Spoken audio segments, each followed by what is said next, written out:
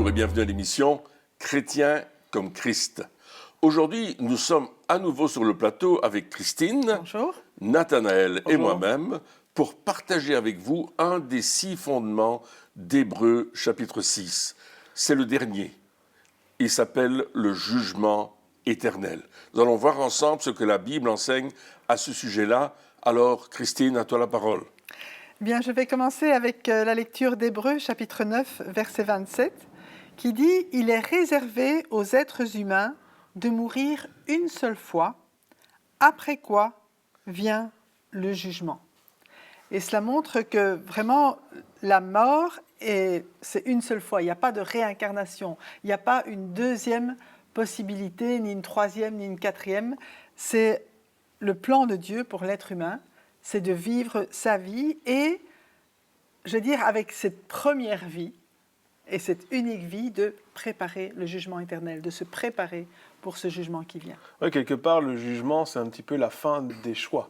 Voilà, on a le choix jusqu'à un certain moment. Tant qu'on est en vie, tant qu'on respire, on peut toujours choisir d'obéir à Dieu ou de lui désobéir, de faire sa volonté ou pas. Mais à un certain moment, on n'aura plus le choix, ce sera terminé.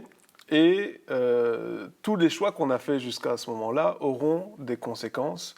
Et c'est de ça, je pense, que le jugement en parle. Hein. Absolument. C'est ça, le jugement. On va avoir un moment devant Dieu.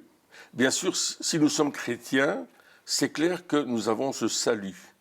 Mais le jugement, va nous amener dans la dimension des récompenses, de ce qu'on va recevoir, de ce qu'on ne va pas recevoir, en fonction de ce qu'on a fait. Et la Bible nous parle de ces récompenses. Il parle de couronne, il parle de rang dans lequel on va se trouver, il parle de demeure dans la maison du Père, et il y a quelque chose qui va se passer.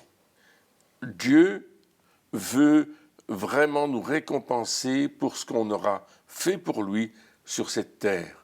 Et on raconte une histoire d'un monsieur qui, tout d'un coup, bon, c'est une allégorie évidemment, mais il se trouve au ciel et puis il voit qu'il y a des grandes demeures, des super belles demeures, et il se dit « Waouh, ma demeure va être super !» Et puis on lui donne une toute petite cabane avec un toit en tôle, enfin, c'est imagé bien sûr, et puis il se pose la question « Mais comment ça se fait que j'ai que ça ici ?» Et puis l'ange lui dit « Mais tu sais, tu n'as pas fait grand-chose pour Dieu durant ta vie. » Et il y a, alors, bien sûr, c'est une image, je ne crois pas qu'elle soit exacte théologiquement, mais ça nous montre qu'à un certain moment, nos œuvres vont nous suivre dans l'éternité.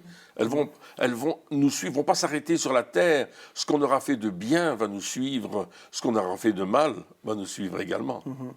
Ouais, moi, l'idée de jugement, ça m'a toujours interpellé. Déjà, quand j'étais adolescent, je me souviens qu'un jour, j'ai eu comme une vision.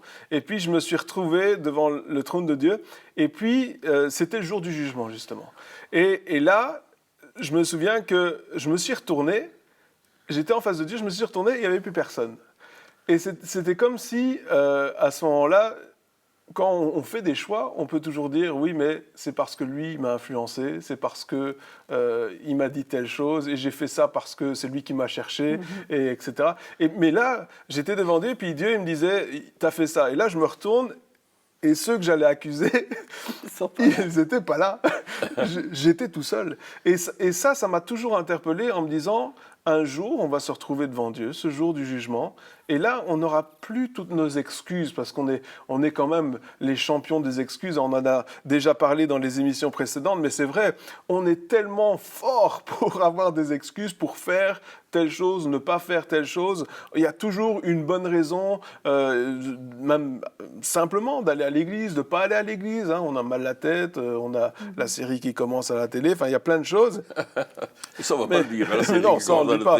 On dit pas, on dit « oh non, Dieu m'a dit de ne pas aller aujourd'hui », enfin, peu importe. Et on a toujours des bonnes excuses, mais ce jour-là, toutes ces excuses-là, et je pense que ça, c'est pour réaliser c'est quoi le jugement, c'est ça, c'est que toutes ces excuses-là, un jour, vont disparaître. Et là, Dieu, il va nous demander, il va nous dire « pourquoi tu as fait ça ?» Et on sera obligé de donner la vraie raison. Oui, mais j'ai fait ça parce que j'ai menti, parce que je suis menteur, parce que j'ai menti. J'ai fait ces choses-là parce qu'il y avait ça. Et on va arrêter de donner les fausses raisons. celle qu'on donne à monsieur et madame tout le monde, celle qu'on donne au pasteur, celle qu'on donne... Et on devra dire la vérité devant Dieu, parce que lui, il la connaît déjà de toute façon. Et donc, c'est quelque part, notre vie, elle ne doit pas être vécue par peur du jugement. Je pense pas. Je pense pas qu'on doit vivre une vie, en espèce de vie de prévention comme ça. Oui, mais je vais faire ça parce que j'ai peur que je vais être du jugement plus tard. Non. Oui, ça peut se dire aussi que je ne vais pas le faire à Oui, cause que... oui, c'est ça. Mais je pense que c'est pas par peur, justement. Je pense qu'on doit le faire pour des autres raisons. Je crois que le jugement, il est là, et donc c'est clair, il sera là. Et donc, mais je crois que si on aime Dieu de tout notre cœur et qu'on fait les choses par amour pour Dieu, eh bien, le jour du jugement, on aura fait les choses pour une bonne raison. Au lieu de les faire par peur d'être condamné, je pense qu'on doit faire les choses par amour pour Dieu, et de toute façon, le fruit sera le même. Sauf qu'au lieu de vivre notre vie dans la crainte, on va vivre notre vie avec l'amour, avec la joie, avec le bonheur que Dieu nous donne, etc. Donc, enfin, voilà. Pour moi, le jugement, le jour du jugement, il sera là. Mais si on commence déjà maintenant à avoir cette relation avec Dieu, on revient toujours à cela, mais avoir cette relation avec Dieu, eh bien, ce jour du jugement, non seulement il ne nous fait pas peur, mais en plus, on va arriver et on saura que Dieu nous récompensera. C'est un petit peu comme lorsqu'on a un examen. Quand on a un examen, soit on a peur parce qu'on n'est pas prêt, soit on a hâte de l'avoir parce qu'on connaît tout. Oui, c'est vrai. C'est l'un ou c'est l'autre. Ouais. Et je pense que la plupart des gens, ils ont peur du jour du jugement parce qu'ils ne sont pas prêts. Mais si on se prépare aujourd'hui, si chaque jour, alors on n'est pas parfait, on va faire des erreurs évidemment, mais si chaque jour on vit en disant « Seigneur, moi je veux vivre pour toi », eh bien, on n'a pas peur. On a hâte d'y être. C'est ça. Et puis, on connaît aussi la dimension de l'amour de Dieu, de sa compassion pour nous, et le fait qu'il nous relève quand on fait appel à lui. Il n'est pas en train de nous accuser, Non. il va nous relever, il va nous faire du bien, et on va marcher dans cette confiance avec lui, on va marcher dans une confiance parfaite, ici-bas sur terre, et lorsqu'on va rentrer au ciel, lorsqu'on va rejoindre notre demeure éternelle, on sait qu'à travers ce jugement qu'il y aura là, puisqu'il dit il est réservé aux hommes, aux êtres humains, de mourir une seule fois, après quoi vient le jugement, c'est clair que nous, on est prêts, on va y aller.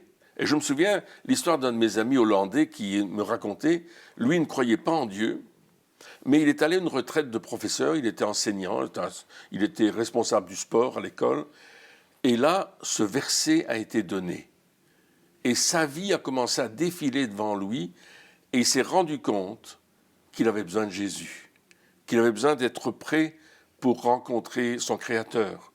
Et c'est là qu'il a donné sa vie à Christ, qu'il s'est engagé avec le Seigneur, et il a vraiment donné toute sa vie. Il est devenu pasteur, il a implanté une grosse église en France à l'époque, il est venu comme missionnaire à Strasbourg, il a ouvert une église, il était 400, c'était des étudiants de la faculté, de toutes les facultés de Strasbourg, c'est une grosse ville étudiante, et Dieu s'est servi de lui. Mais le verset qui l'a frappé et qui lui a amené à se tourner vers Dieu, c'est justement ce verset que Christine a cité tout à l'heure, qu'on a cité plusieurs fois, « Après la mort vient le jugement ».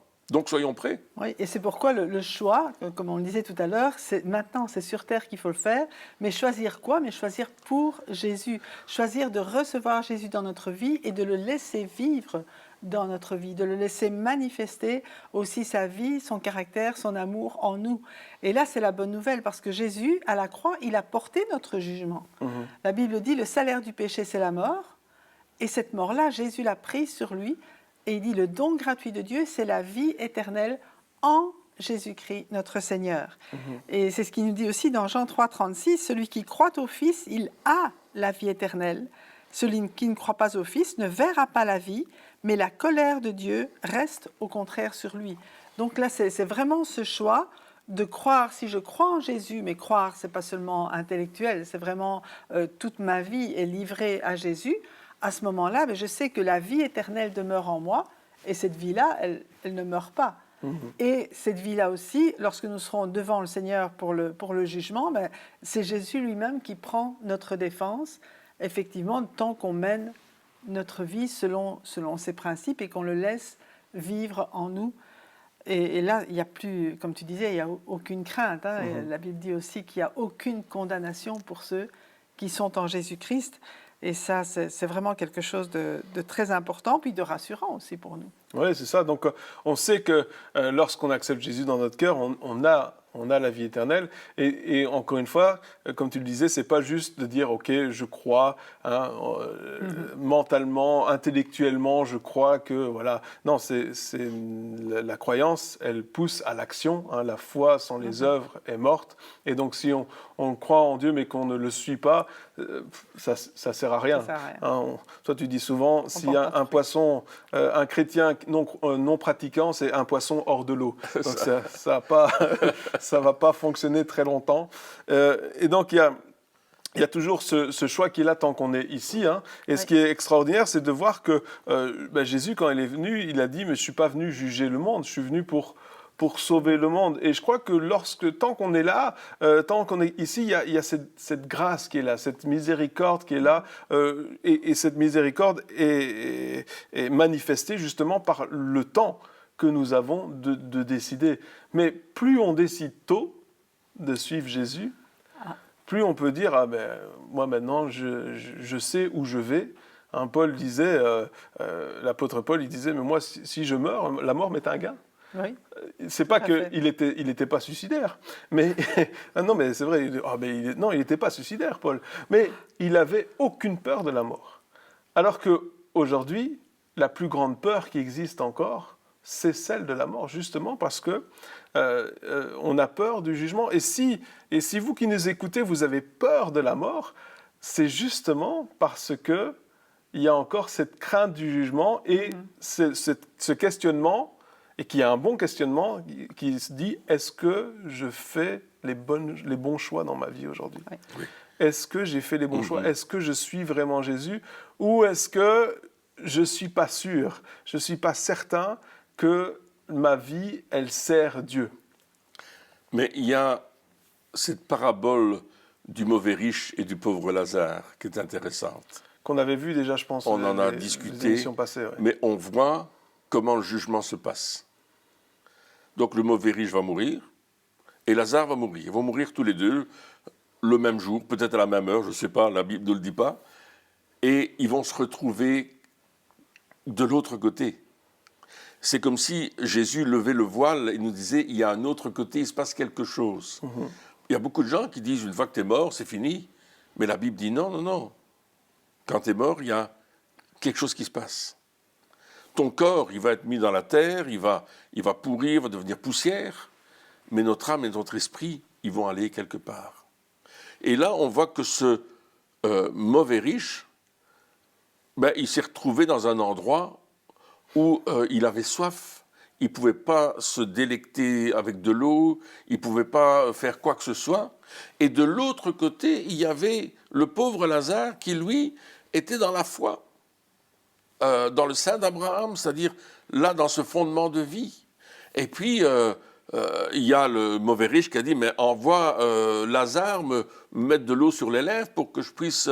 Et puis, Abraham a dit, non, il y a un abîme entre nous. Il y a un abîme et je peux pas te l'envoyer. Et il dit, mais envoie-le parler à mes frères. Il dit, non, ils ont la Bible, ils ont l'enseignement de la parole de Dieu. Ils ont tout ce qu'il faut pour être sauvés. Parce que ce mauvais riche disait, je ne veux pas qu'il vienne dans cet endroit. Mais c'était trop tard. Il avait fait son choix sur la terre. Et on voit que dès que tu meurs, tu vas aller là où tu as choisi d'aller quand tu étais sur la terre. C'est une partie du jugement. Ouais. Tu vas là où tu as choisi. Si tu ne voulais pas de Dieu lorsque tu étais sur la terre, Dieu ne va pas t'imposer sa présence pour l'éternité. Il va y avoir cette séparation. Ouais. C'est vrai. C'est maintenant qu'il faut se poser les bonnes questions. C'est maintenant. Je veux dire, il y a des bonnes questions à se poser.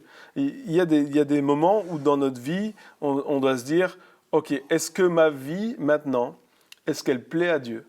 Est-ce que ma vie, elle a un sens ? Ou est-ce que, justement, comme le mauvais riche, je ne vis que pour moi ? Absolument. Est-ce que, et ce qui est intéressant dans cette histoire, c'est que le mauvais riche, il était égoïste, il ne vivait que pour lui.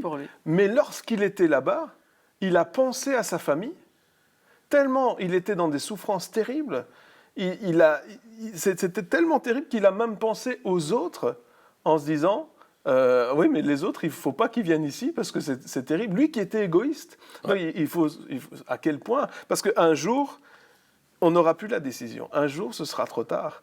Et donc, c'est maintenant qu'il faut se poser les bonnes questions. Hein. Aujourd'hui, si vous entendez ma voix, maintenant, si tu entends sa voix, maintenant, si alors qu'on est en train de parler, alors que, eh bien, on entend ces phrases, on se dit, oh waouh, est-ce que vraiment je fais ce qu'il faut faire? Est-ce que vraiment j'ai mis les bonnes priorités dans ma vie? Est-ce que je suis à 100% pour Dieu? Est-ce que je suis à 100% pour Dieu? Ou est-ce que, quelque part, je pense à moi en priorité, le plaisir éphémère Exact, qui est sur cette terre? Et bien sûr, il y a un plaisir, il y a des choses qui font plaisir à notre corps, mais il n'est qu'éphémère. Ça ne dure pas.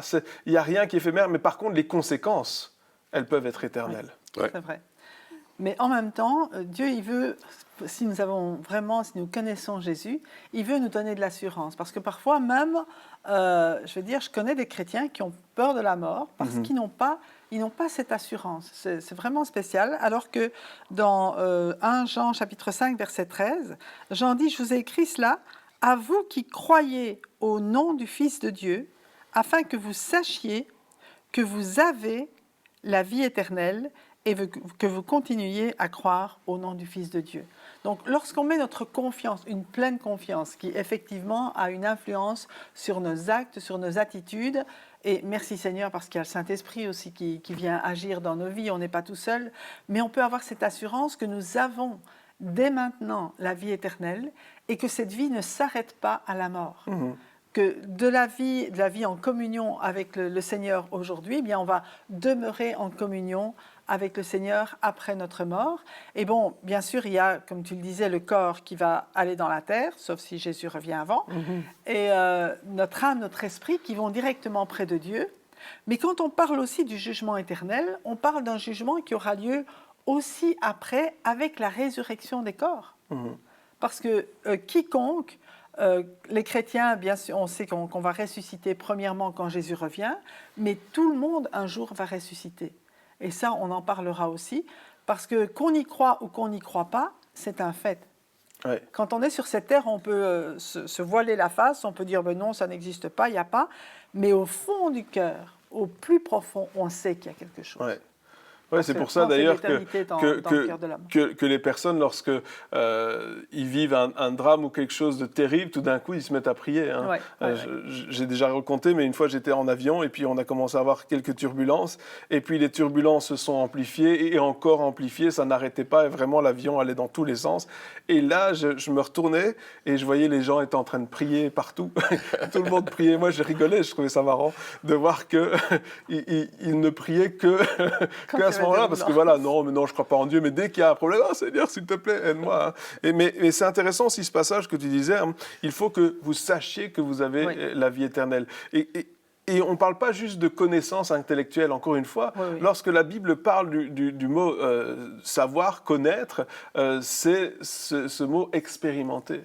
Je pense que chacun, nous devons avoir cette révélation personnelle que nous avons la vie éternelle, cette révélation personnelle que nous sommes sauvés. Parce qu'on peut nous enseigner des choses, on peut écouter des messages, on peut apprendre, mais tant qu'on n'a pas une révélation qui vient de Dieu, de dire « tu es sauvé », il y a vraiment...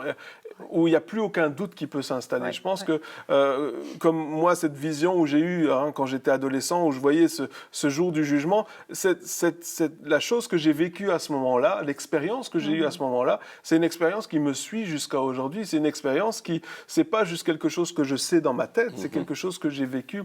Et je pense que on doit chercher cela avec Dieu. On doit dire, Seigneur, s'il te plaît, viens et fais cette empreinte en moi de dire, voilà, tu as la vie éternelle, tu es sauvé, pour que justement les moments de doute ne viennent plus. Parce que pour qu'on puisse justement croire et avoir cette foi dans la vie éternelle.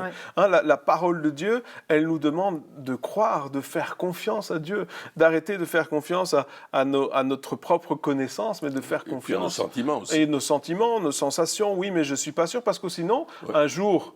on est sauvé parce qu'on est de bonne humeur et le lendemain, on n'est plus, Ouais. ou on ne sait plus. Donc, c'est vrai que voilà, donc les expériences avec Dieu, expérimenter Dieu, hein, ça fait partie de le connaître, expérimenter Dieu va renforcer notre foi et va nous aider à dire, ah non, mais même si quelqu'un vient et dit, ouais, non, mais t'es pas sauvé, tu vas pas vraiment au ciel, etc., tu vas dire, écoute, je sais pas, je connais pas ta théologie, mais je sais une chose, c'est que dans mon cœur, il y a cette assurance que je suis sauvé, il y a cette assurance que la vie éternelle, je vais la passer avec Dieu. Peu importe ce que tu me dis, peu importe ce que je vis, c'est ce que... Ça, c'est la foi. Ouais. Parce que la foi, c'est une ferme assurance. Ouais. Ça peut être traduit par la garantie. Donc, on a cette garantie. Lorsqu'on croit en Dieu, on l'a tout le temps, cette garantie. Même si l'épreuve vient parfois nous toucher et qu'on se dit, mais est-ce que... Non, je reviens tout de suite à la parole. Si tu crois, tu as la vie éternelle. Il y a cette nouvelle naissance qui doit être dans notre vie quelque chose qui nous booste. Hein. Ce n'est pas une question de religion, mais une question de relation. C'est une question de contact avec Dieu. C'est de contact quotidien, tout compte fait. Ouais. Parce que si j'ai ce contact ici-bas, avec Dieu, j'ai un contact tous les jours, je vis ma relation de prière, d'adoration, ma vie professionnelle est en Dieu. Si je vis toutes ces choses-là, le jour où je vais mourir, je ne ferai jamais que changer d'endroit. Ouais. Et je vais continuer cette relation que j'ai déjà ici-bas. C'est ça. C'est ce qu'on voit avec le pauvre Lazare. Il est mort, mais il a continué à vivre sa relation avec Dieu. Tandis que le mauvais riche n'avait pas de relation avec Dieu. Il vivait sa vie pour lui-même. Il était égoïste, égocentrique. Il cherchait des beaux vêtements, des richesses, avoir des grosses bagues, des gros colliers, des trucs comme ça, une grosse voiture peut-être. Tout le truc de la société. Et il n'avait rien avec Dieu, juste qu'il portait peut-être un badge où il marquait Dieu, ou je ne sais pas, bon, peut-être une croix qu'il porte autour du cou, une croix en or, 18 carats, 24 carats, peut-être même plus, avec un gros diamant dessus, etc. Mais il n'avait pas cette vraie relation. Ouais. C'était du fabriqué, c'était pour la galerie, c'était une habitude, une tradition, mais il n'avait pas cette relation. Ouais. Tandis que le pauvre Lazare, lui, il avait cette relation. Donc quand il est mort, bouf, les anges, la Bible nous dit que les anges sont venus le chercher et l'ont amené dans la présence de Dieu. Ouais. Tandis que le mauvais riche, ben, on l'a enterré, comme tout le monde.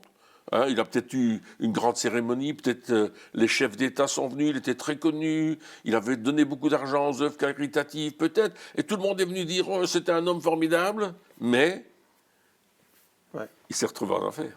Ouais, parce qu'il n'avait pas justement eu cette relation, cette expérimentation. Et expérimenter Dieu ne fait que quelque part confirmer la parole de Dieu. Hein. Les expériences confirment la parole de Dieu. Ce qu'on vit avec Dieu, ça la confirme. Et c'est comme quand il est parlé de venir sceller les paroles dans notre cœur. Hein. Et je pense que c'est ça. Lorsqu'on expérimente des choses avec Dieu, ça vient. C'est plus juste une connaissance intellectuelle. C'est scellé dans notre cœur. Ouais. Et une fois que c'est scellé dans notre cœur, il n'y a plus personne qui peut nous dire non, c'est pas bien.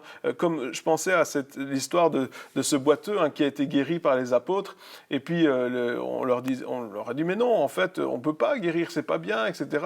Ce qu'ils font là, eux, c'est pas bien. Et le boiteux, il a répondu quelque chose d'extraordinaire. Il a dit écoutez, je ne sais pas si c'est vrai ou pas ce que vous dites, mais je sais une chose. J'étais boiteux, et maintenant, je marche. Ou j'étais aveugle, et maintenant, je vois. C'était l'aveugle, pardon.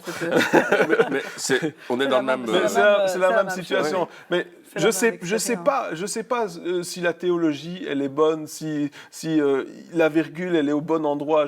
Je sais pas, peut-être que je me trompe sur certaines choses, mais je sais une chose. Ce que j'ai vécu, personne ne peut m'enlever. Et ça confirme la parole de Dieu. Voilà. Et ce qu'il a vécu, c'est vraiment la puissance de Dieu démontrée dans sa vie pour cet aveugle ou ce boiteux. Et en même temps, la Bible nous dit que le Saint-Esprit vient témoigner à notre esprit que nous sommes enfants de Dieu. Il y a quand même ce consolateur, ce paraclétos qui est avec nous et qui vient confirmer cela dans notre cœur. C'est lui qui fait le lien aussi, hein, qui nous communique l'amour du Père et qui nous permet aussi de demeurer en lui, qui nous permet de demeurer en Jésus, qui nous ramène dans le bon chemin si jamais on s'écarte. On est vraiment, je veux dire, équipé par le Saint-Esprit pour marcher dans les voies de Dieu. Parce que non seulement il y a le salut, mais il y a la vie avec Dieu.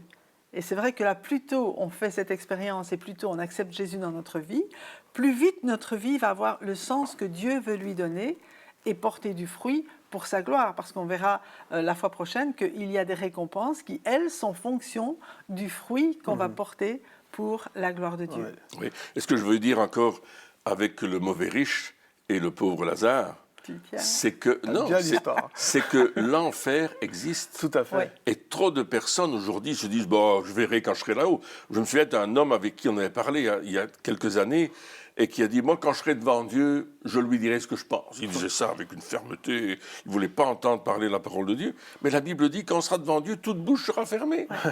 Alors, tu voudras parler, mais tu ne pourras pas le faire. Tu ne pourras pas te défendre, en fait. Non, absolument. L'enfer existe. Et malheureusement, si Christ n'est pas dans notre vie, on n'ira pas avec lui. Ouais. Donc il faut faire le choix maintenant, ici-bas, parce que la vie éternelle existe aussi. Ouais. Amen. Et l'enfer, c'est la vie éternelle sans Dieu. Donc c'est la mort éternelle. C'est la mort éternelle, c'est terrible. Mais la vie éternelle en Jésus-Christ, Ouais. c'est extraordinaire. C'est pour ça qu'il faut se poser les bonnes questions. Et puis, lorsqu'on a fait les bons choix et lorsqu'on continue à faire les bons choix, il y a cette assurance, effectivement, qui vient du Saint-Esprit, qui est en nous, qui vient de la parole de Dieu, qui vient des expériences, qui vient de notre foi. Et le but, encore une fois, ce n'est pas du tout d'avoir peur du jugement.